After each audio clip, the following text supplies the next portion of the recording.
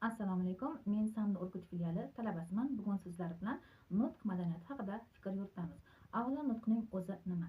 Nutq bu insonlar o'z fikrlarini til vositalari orqali ifodalashdir. Ya'ni nutq tilning amalda qo'llanilishi.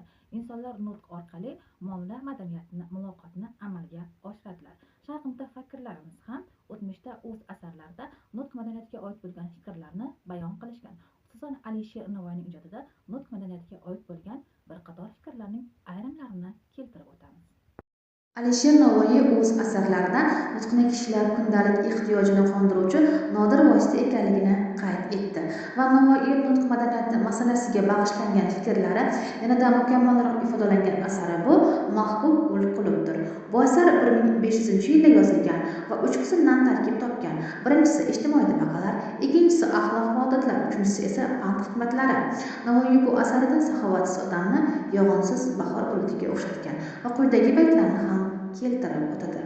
Tiling bilan ko'nglingni bir tut, ko'ngil va til aytqon so'zga hut. Aql ila olam yuzini obod qil, xulq ila olam elini shod qil. Va quyidagi fikrlarni ham keltirib o'tgan. Hilm, muloyim tabiatlilik inson vujudining xushmanzara mevalik bog'idir va odamiylik olamining javohirga boy bog'idir. Tili yomon odam xalq ko'nglini jarohatlaydi. So'zga erk bergan odam yaxshi emas. Til shirin va yoqimli bo'lsa yaxshi, til bilan dil bir bo'lsa yana yaxshi. Til bilan dil insondagi eng yaxshi a'zolardir. Odam tili bilan boshqa hayvonlardan imtiyozlidir. Uning tili orqali boshqa odamlardan afzalligi bilinadi. Til shuncha sharafi bilan nutqning qirolidir.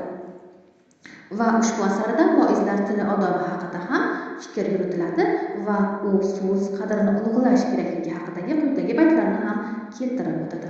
Har kimki so'z aylar andan yaxshi yo'q, so'z birla kishining bilinur nuyi yo'q.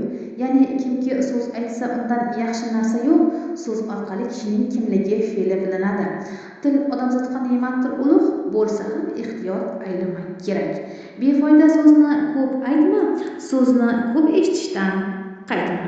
Yaxshi so'zga kim mastu behush bo'lsa, sharbat ichida zaharni ham totli qiladi.